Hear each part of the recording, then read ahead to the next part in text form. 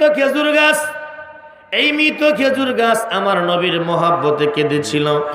আল্লাহ রসুল বলে, ও উস্তুনে হান্নানা, তুমি চাইলে আল্লাহ পাকের কাছে ফরিয়াদ করে তোমাকে আবার জিন্দা করে দেই, কিয়ামত পর্যন্ত খেজুর ধরবা, আমার উম্মত তোমার খেজুর খাইব।